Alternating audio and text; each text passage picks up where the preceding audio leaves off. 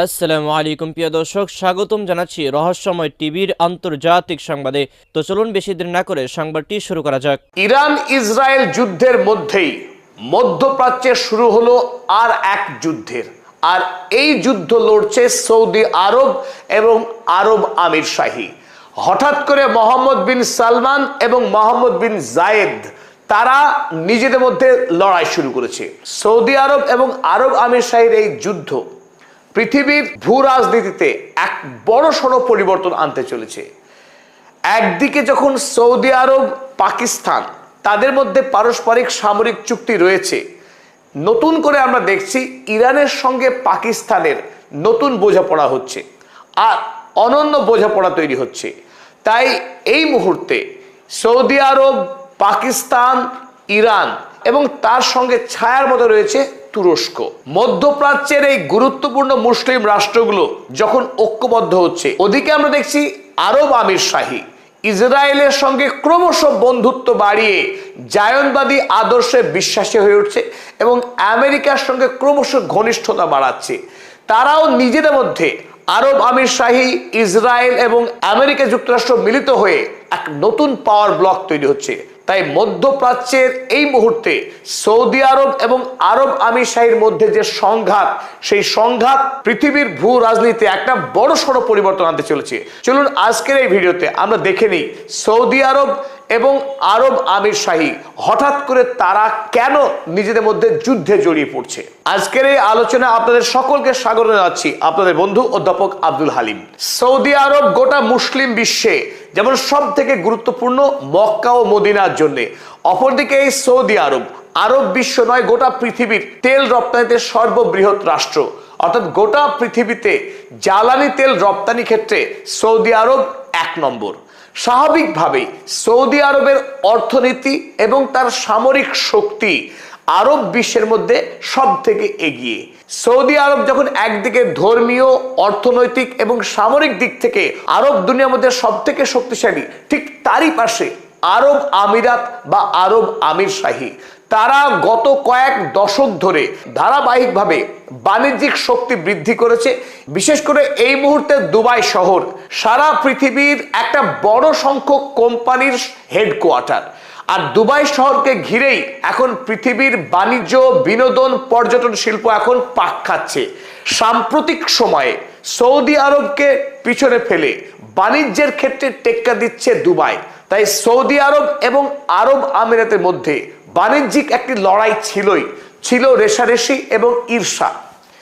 Saudi আরব না আরব আমির শাহী, বাণিজ্যের দিক থেকে কে এগিয়ে যাবে তা নিয়ে চলছিল অনন্ত প্রতিযোগিতা। আর এরই মধ্যে ইরান যুদ্ধ শুরু হবার পর সৌদি আরব এবং আরব আমিরাতের মধ্যে চাপা যে দ্বন্দ্ব ছিল, সেই দ্বন্দ্ব লাভার মতো উদ্গীরণ হয়ে গেল।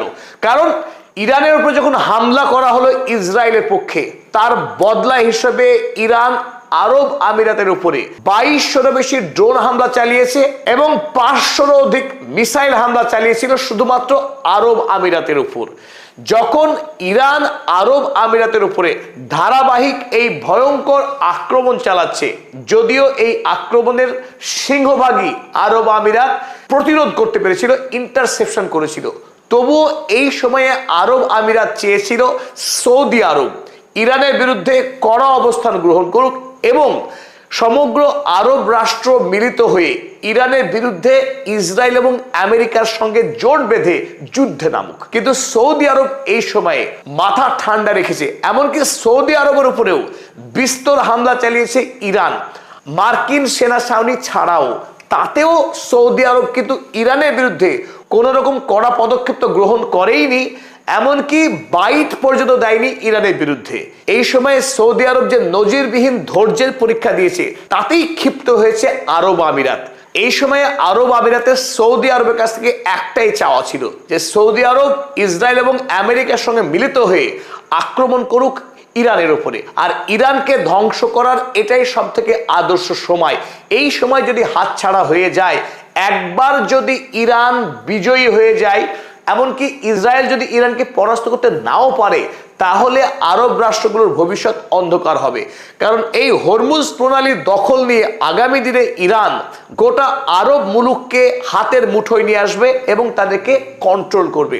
তাই ইরানের বিরুদ্ধে সৌদি আরব কোনো কঠোর অবস্থান গ্রহণ না করাতে জায়নবাদী আরব আমিরাত সৌদি আরবের উপরে বেজায় চটে যায়।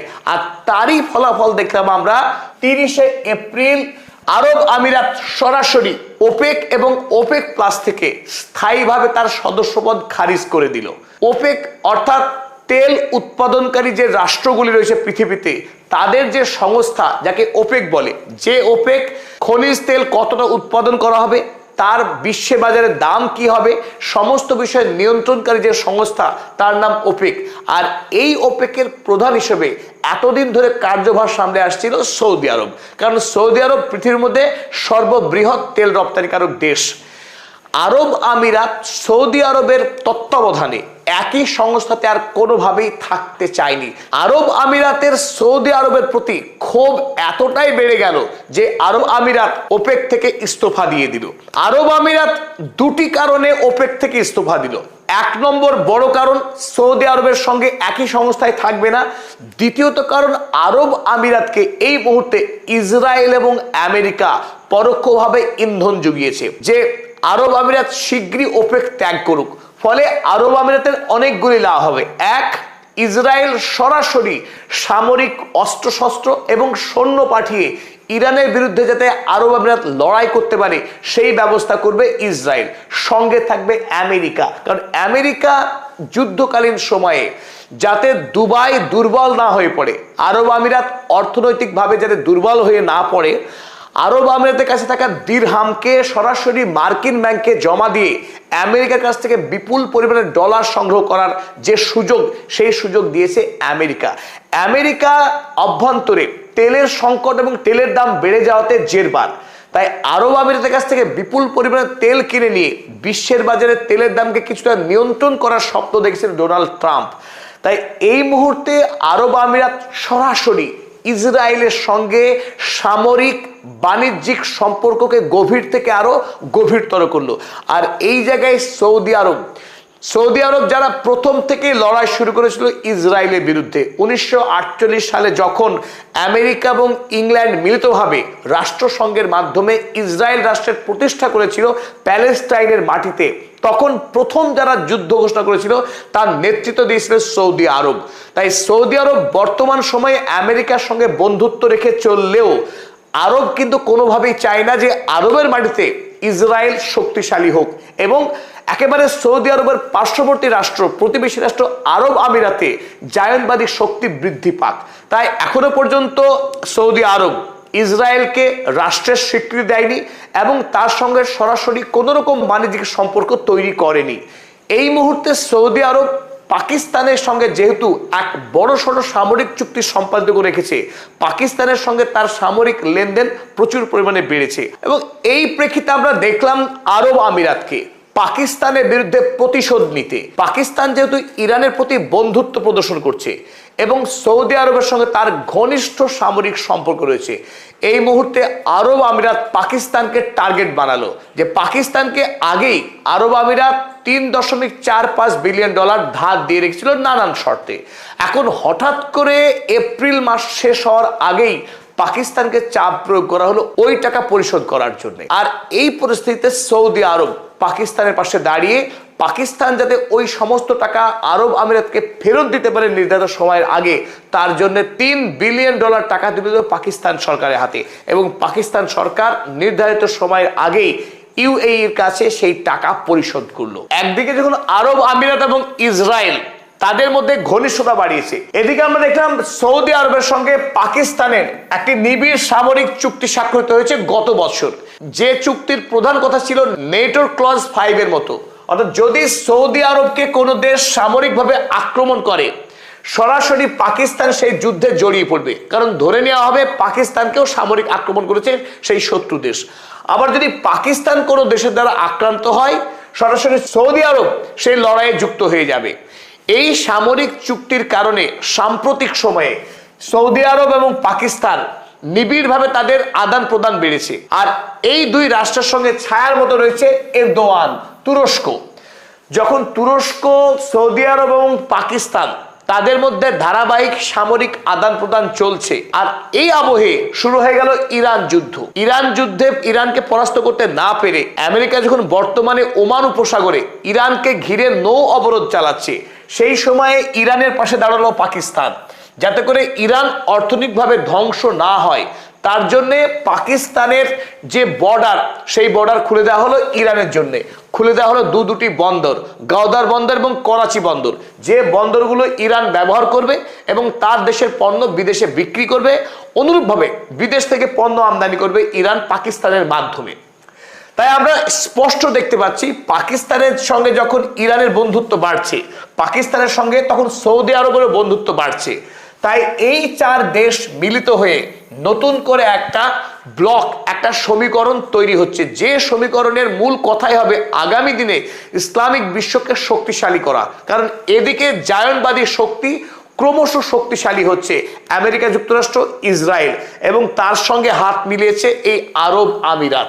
তাই আরব আমিরাত আরবের দেশ হওয়া সত্ত্বেও যখন জায়নবাদকে আশ্রয় দিচ্ছে, কারণ এই আরব আমিরাতে ইসরায়েল প্রথমবারের মতো আয়রন ডোম প্রতিষ্ঠা করেছে। এমনকি ইসরায়েল থেকে সেনাবাহিনী পাঠিয়েছে, যে সেনাবাহিনী এই মুহূর্তে আরব আমিরাতে অবস্থান করছে।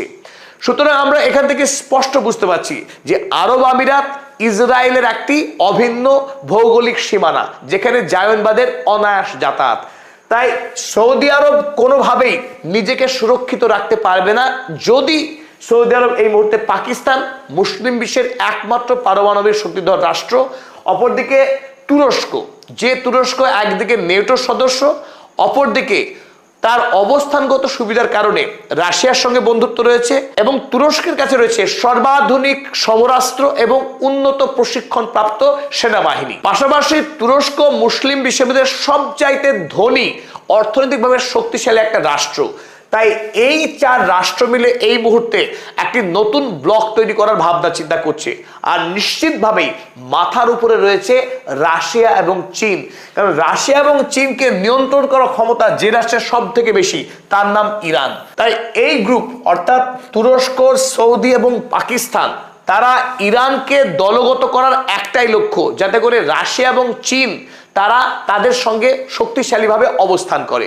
তাই এই মুহূর্তে সৌদি আরব এবং আরব আমিরাতের যে দ্বন্দ্ব, সেই দ্বন্দ্ব কিন্তু পৃথিবীকে দুটি খণ্ডে বিভক্ত করছে। একদিকে ইসরায়েল, আমেরিকা এবং আরব আমিরাত, আর অন্যদিকে সৌদি আরব, তুরস্ক, পাকিস্তান এবং ইরান, সাথে চীন ও রাশিয়া। তবে স্বাভাবিকভাবে এখানে একটি প্রশ্ন উঠতে পারে, সৌদি আরব তাকিয়ে তাকিয়ে দেখছিল ইরান হামলা চালাচ্ছে আরব আমিরাতের উপরে, এত আক্রমণ সত্ত্বেও ইরানের বিরুদ্ধে সৌদি আরব কোনো বাইট দিল না, যুদ্ধে যাওয়া তো প্রশ্নই ওঠে না।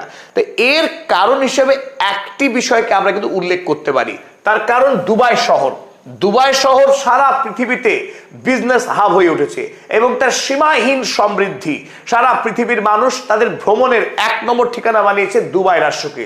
এই দুবাই মডেলকে দেখে সৌদি আরব তারাও স্বপ্ন দেখেছে যে তাদের দেশে নিয়ম, মোহাম্মদ বিন সালমানের স্বপ্নের প্রজেক্ট নিয়ম, সেই নিয়ম শহরকে গড়ে তোলা হবে পৃথিবীর মধ্যে সর্বাধুনিক প্রযুক্তি কাজে লাগিয়ে, এবং সেখানে সারা পৃথিবীর বড় বড় শিল্পপতিরা বিপুল পরিমাণে বিনিয়োগ করবে। আর সেটাই হবে আগামী দিনের শহর, ভবিষ্যতের শহর। সেই ভবিষ্যতের শহর গড়ে তুলছিলেন মোহাম্মদ বিন সালমান, কিন্তু এই কাজ করতে গিয়ে একাধিকবার ঠক্কর খেয়েছেন মোহাম্মদ বিন সালমান।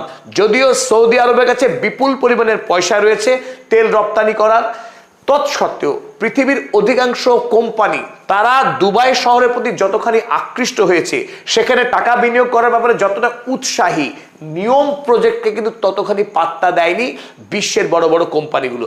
স্বাভাবিকভাবেই মোহাম্মদ বিন সালমান ভিতরে ভিতরে কিন্তু রুষ্ট ছিল দুবাইয়ের প্রতি। দুবাই যদি ধ্বংস হয়ে যায়, তাতে বরং সৌদি আরবের শাপে বর হবে। অর্থাৎ যদি দুবাই তার গ্রহণযোগ্যতা হারায়, বিশ্বাসযোগ্যতা হারায়। যদি এই শহরে ইরান যে কোনো সময় আক্রমণ করে, পৃথিবীর কোনো শিল্পপতি চাইবে না এমন শহরে বাণিজ্য করতে। সেই সময় তারা অনায়াসে সৌদি আরবের নিয়ম প্রজেক্টে টাকা ঢালবে। আর সেটাই হয়তো মনে মনে চাওয়া ছিল মোহাম্মদ বিন সালমানের। আর এটা আরব আমিরাত জানতো যে মোহাম্মদ বিন সালমান, সৌদি আরব, তারা অপেক্ষায় আছে দুবাই শহরে কখন ক্ষতি হবে। এই দুই দেশের দ্বন্দ্বের এটিও একটি বড়সড় কারণ। তবে সৌদি আরব এবং আরব আমিরাতের দ্বন্দ্ব আগামী ভূ রাজনীতিকে গভীরভাবে প্রভাবিত করতে চলেছে বলেই আমাদের দৃঢ় বিশ্বাস। দর্শক মণ্ডলীর কাছে আবেদন, আপনাদের সুচিন্তিত মতামত আপনারা কমেন্ট সেকশনে জানাবেন। আপনাদের জন্যই আমাদের এই নিরন্তর প্রয়াস। প্রিয় দর্শক, ভিডিওটি শেষ পর্যন্ত দেখার জন্য আপনাকে অসংখ্য ধন্যবাদ। দেখা হচ্ছে পরবর্তী কোনো আপডেট সংবাদে। আল্লাহ হাফেজ।